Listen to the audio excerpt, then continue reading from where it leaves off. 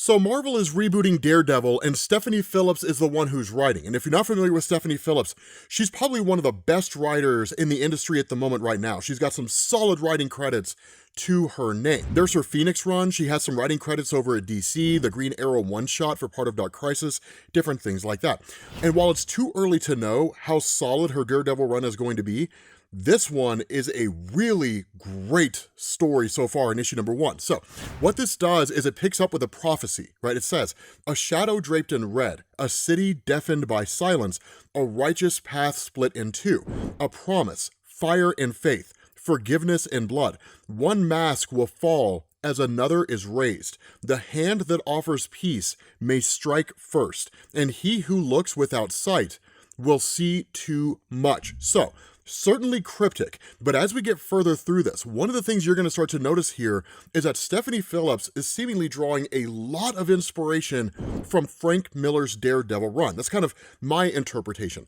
And it makes sense given how landmark Frank Miller's run is. It's one of the greatest Daredevil runs, if not the greatest Daredevil run of all time. Different people say different things, right? Brian Michael Bendis or Chip Zdarsky in the recent era. But the fact is, right, it picks up with Matt Murdock going through the city, and he says, this is my favorite part. I lost my sight as a child, but in the darkness, God gave me something else, something more. I feel the world in a way most people never will. Every heartbeat, every breath, a single rain droplet can tell me which way a man is facing, and I can hear a stolen car speeding around a corner from 6 blocks away, because there's these guys, right, who are escaping. Now, they're not major. This isn't a huge focal point. It's really more just Daredevil's narrative that matters here the most. He says, I hear every footfall on the block and aim the car for where they're not. I hear the carjacker's heart rates accelerate with fear, and I can hear the gun being drawn, metal against fabric, before he even has a chance to take aim. And Matt just takes all these guys out with the greatest of ease. And he says, the whole thing is over in just a few minutes. No casualties, limited property damage, not counting the car. 2 more crooks off the street. This is hardly my first rodeo. It's all nearly perfect. Daredevil does not make mistakes. Right now, this little moment here, I mean, it's great. Like, it's absolutely phenomenal the way that this is handled. And you see what I'm talking about, right? Chip Zdarsky's run was an incredible run. It was phenomenal. This is a lot more grounded, right? It's more like what you would expect from Daredevil in the Marvel Cinematic Universe or from a traditional Daredevil comic. Now, again, different people want to see Daredevil in different ways, right? There are some people who loved the kind of elevated Matt Murdock, where he wasn't just dealing with criminals and things on the street level, where they wanted to see him kind of more in line with what you would envision him being if he was an Avenger and dealing with Avenger level threats that happen to be something that could be handled by like one guy in Hell's Kitchen. Whereas there are a lot of other people who kind of sit down and say they want Daredevil like this, the street level guy, right? Where he's really nothing more than just a dude operating in Hell's Kitchen and dealing with all kinds of crazy stuff. Stephanie Phillips seems to be leaning a lot more to the latter, but she doesn't really forget Matt in all of this, because at that point, you switch over to Matt Murdock himself, and he says Daredevil may not make mistakes, but Matt Murdock, I have made a mistake by agreeing to teach a law class at Empire State University. Because it's kind of a funny thing, right? He's addressing this whole class here. And as somebody who was pre-law once upon a time, I can tell you, this is kind of what it's like in a lot of ways, right? He says, so let's talk about why any of this matters, right? You enter into contracts every day without even realizing it. And he says, you click, I accept on a pop-up, you sign a receipt, or you shake someone's hand. Contracts govern nearly everything we do, from business deals to marriage, and at their core, contracts are about promises. I'd also like to make our classroom space technology free so we can really focus during discussions. That means no phones or laptops. So literally he's talking to a student. I've had professors like that. I took a couple of political philosophy classes back during college. There was one professor that made us handwrite our entire final exam out. We had to write it out. It sucked. We could not type it. Like, it was just one of the dumbest things ever. But that's where one of the students says, right, you don't actually have to put your laptop away. The guy's blind. Another student chimes in and says, Professor Murdock, I'm a little confused. You're banning laptops and phones, but respectfully, aren't you using assistive technology? And that's where he just says, accommodations can be made through accessibility services. And she says, right, but not all students have equal access to those kinds of services. Besides, banning technology doesn't really improve our ability to learn. It just assumes we all learn the same way. And that's where she, of course, identifies herself as being Lauren Baker. And then he says, okay, let's make a deal. And he says, you make some points that I had not thought of. Some of you may benefit from the technology in ways that I cannot anticipate. So during a lecture, you're free to use it. But during discussions, I will ask that you all respect your peers and refrain from distractions. Deal? And she says, deal. Now, there's no college class I've ever taken in my life that worked this way. The professor will tell you, put your laptop away. You say no, the professor kicks you out. Like, I've seen that pretty much every single time.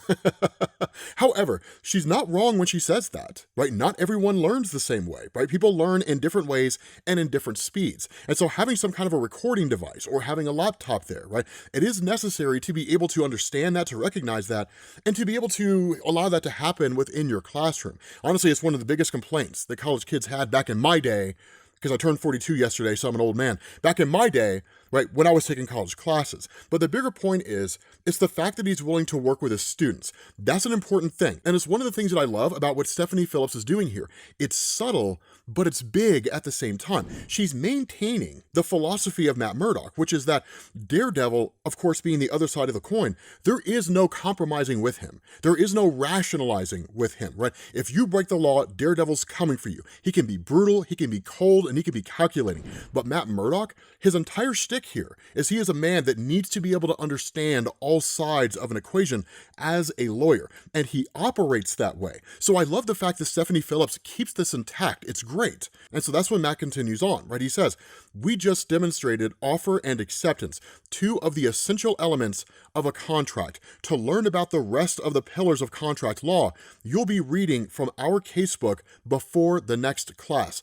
Review the introduction and chapter 1, along with the supplemental article that I've posted online for the week. And so that's where the class, of course, leaves, and another person comes in, right? And she asks him, right, tough first class. And where he doesn't really say anything at first, she's kind of like, I'd say it gets better, but you're teaching contracts. And he just says, I like contracts. And she says, of course. Now, there's a reason why she makes that statement, because Matt gives us another monologue here. And he says, when supervillains dangle the hero above a shark-infested tank, lowering them slowly while delivering an evil monologue? Thankfully, that's one thing I can say none of my enemies have ever done to me. But I imagine this is what it would feel like, right? Because she says, I'm Dr. Sari Ellison. I teach the class in here after yours. And he asks, right, let me guess, trial advocacy. And she says, professional ethics. And he's like, of course. And where he goes to introduce himself, she already knows who he is, right? And she says, former mayor, high-profile defense attorney, occasional tabloid scandal, and now adjunct professor. And that's why she seems to have a bit of a chip on her shoulder when it comes to him, because adjunct professors are effectively contract professors, right? They're brought in to teach a very particular class. They're not really on the track for tenure or anything along those lines. But he says, in reference to that whole kind of torture aspect from villains, slowly being lowered into a tank of hungry man-eaters. And he says, and I'm the appetizing entree they can't wait to tear apart. And so that's where we start putting the pieces together of everything that's going on with her in relation to him. Now, it's not hatred. It's not really vitriol. Really, she seems more irritated by him than anything else. Now, I'm not a college professor. I can't really speak to how college professors relate to adjunct professors. I've heard there's rivalry there. I've heard there's a little bit of bad blood, but I can't really speak to that on a personal level.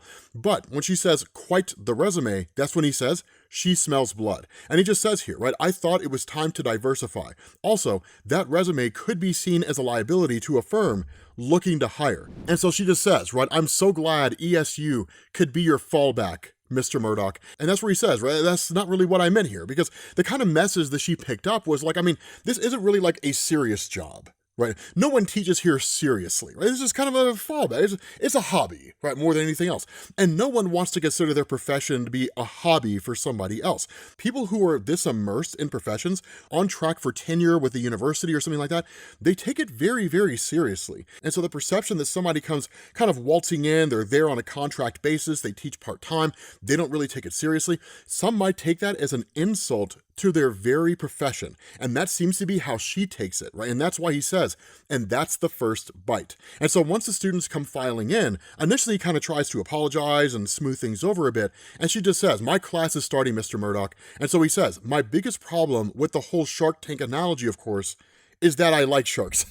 So seemingly he has a little bit of a thing for her, right? But this is when it gets cool, because at that point, you switch over to the detective aspect of all of this. And that's when you pick up with a beat cop who's talking to a detective, right? And the cop says, most killers try to hide the body. This one left it out right in plain sight. Clearly, this guy wants our attention. And so the detective says, right, an average of 4 million people ride the New York subway system every day, Officer Callahan. He says, heads down, music on. Most are just trying their best not to pay attention to the other 3,999,999 people. And the beat cop's just kind of like, so you just happen to know the exact number of people riding the subways. And the detective's just like, yeah. He's like, I'm a New York City detective. It's my job to know that kind of stuff. And that's where he gives us a kind of monologue here, right? This cop hates me. All the cops here hate me. The feeling is mutual, but I'm not fighting that spinning feeling in my guts while touching eyeless bodies on the subway because I need friends. Because as the conversation continues on, right, he asks the question, has anyone pulled the surveillance footage yet, right? And the cop says, yeah, they're still processing it. And that's when we find out this guy's name is Detective Forte. And so the cop asks him, right, is everything all right, kid? And the response of Forte is, look, I'm your boss, officer. I'm not a child.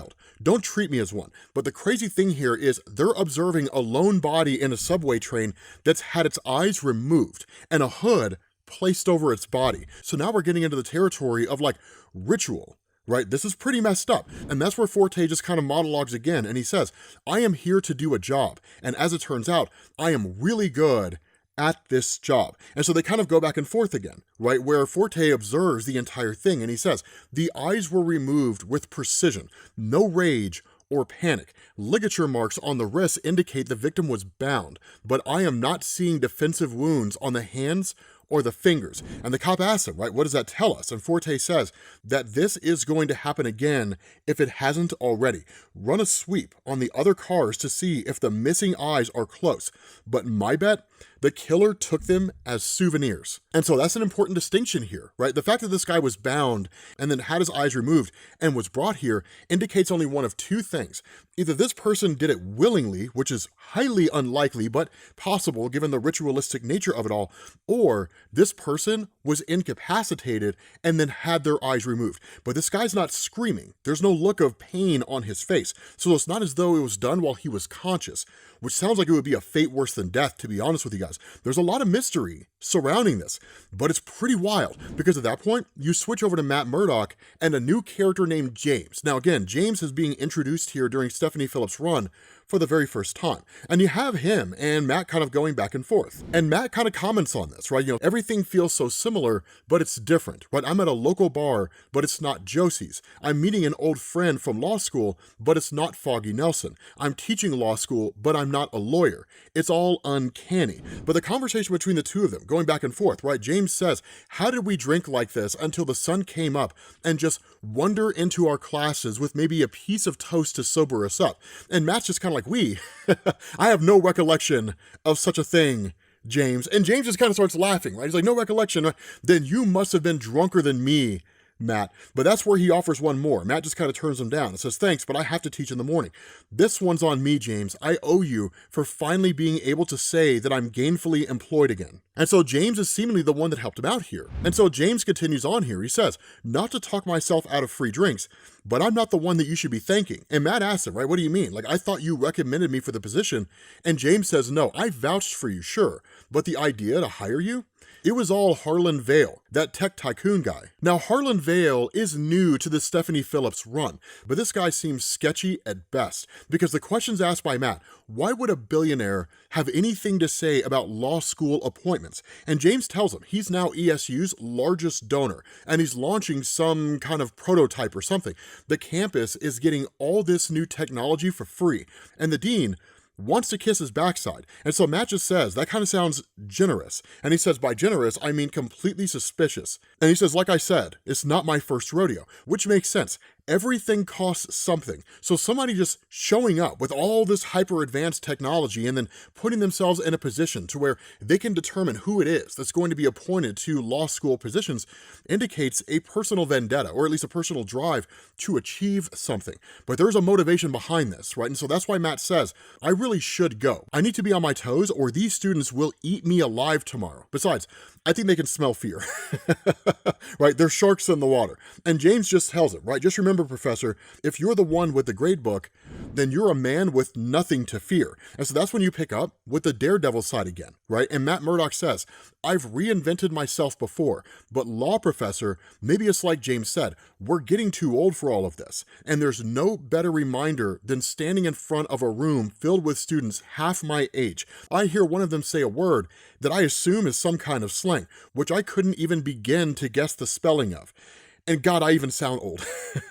He says, but despite all the changes, at least there are a few constants. And he hears somebody call out, right? I'll kill you. Now, of course, Matt Murdock ends up responding and he says, Hell's Kitchen was built on blood. And as he starts crushing these guys, right, just going through and demolishing every one of these guys, he says, slaughterhouses and butcher shops. And later, the ruthless gangs who turned the meat packing facilities into their personal killing ground.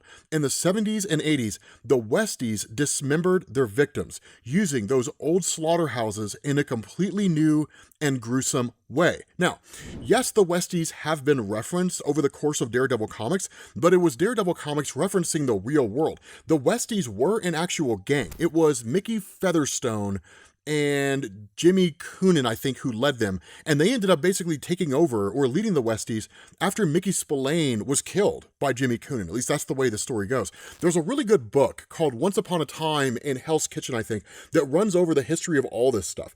But the Westies were brutal. Basically, they have been responsible for killing over 100 people in the span of like 20 years. And in fact, there was a point where they had what was called the meat wagon. It was literally like this red truck or van or whatever it was that they would use to carry body parts from one location to the next. They would chop people up. It was insane. It was absolutely nuts. But that's what Matt Murdock is talking about here. That's what Stephanie Phillips is referencing, which it's cool that she referenced that bit of history, right? But Matt continues on and he says, I'm sure there's some equally terrifying and grotesque metaphor in there, especially the part where the leader liked to repurpose meat hooks as his signature and really creepy weapon of choice. And he says, now the very same slaughterhouses are decorated with string lights, serving craft cocktails and $30 burgers. You can paint over the bloody bricks all you like, but the ghosts of Hell's Kitchen are not so easily exercised. And he says, the kitchen is my home. And no matter how many new coffee shops go in or rooftop bars are opened, I will know it like my most intimate relationship and maybe my healthiest, but my love life is a conversation for not now. And he says, I know every noise and every smell like they're a part of me. Nothing could surprise me, but then seemingly something does, because he gets back, someone's here in my apartment, but how? And this is the crazy part, because this voice kind of speaks out, right? And it says, the pictures sent me to Matthew Murdock. And that's where Matt says, there's no heartbeat and there's no scent. I don't recognize the voice. The timbre changes erratically with every word, harsh and then mellow, scratchy and then a whisper. And this guy says, they show his future in flames. And so Matt asks, right, who are you? And this guy just says, a servant of vision, a seer of futures, a messenger in search of Matthew Murdock. And so, of course, Matt asks, right, whatever you need to say to Murdock, you can say to me. I will make sure he hears it. And this guy asks, the devil knows where Murdock dwells. And Matt just says, as crazy as he sounds, I cannot let him put the pieces together. I can't let him think that Matt Murdock is Daredevil. And that's where he says, you must tell Matt Murdock. And Matt says here, I let him distract me. I should have heard it in his breath, the sudden inhale right before he comes toward me, his vice-like grip catching me completely off guard. Why didn't I react faster? The better question, how is he reacting so fast? He's awkward but agile, a figure of contrast, and speed alone cannot account for his movements, which seem to predict my own with terrifying accuracy. And that's where this guy just grabs Matt and just sends him flying out of a window. And he just says, tell Matthew Murdock that I have seen his future and he will die. And so that's where Matt just simply says, I thought I knew every ghost in Hell's Kitchen, but somehow this ghost knows me. So what we're talking about here is a new mystery man on the scene. My bet is that it's James. That's my bet, right? I feel like it's James, but I'm curious to see what you guys think. But let me know what you guys think about the comic down in the comments section, right? It's dope. Stephanie Phillips is doing a fantastic job with this so far. But with that being said, guys, we're going to bring this to an end. Hopefully you guys enjoyed the video. If you did, drop a like. Thank you all for watching, and I will catch you all later. Peace.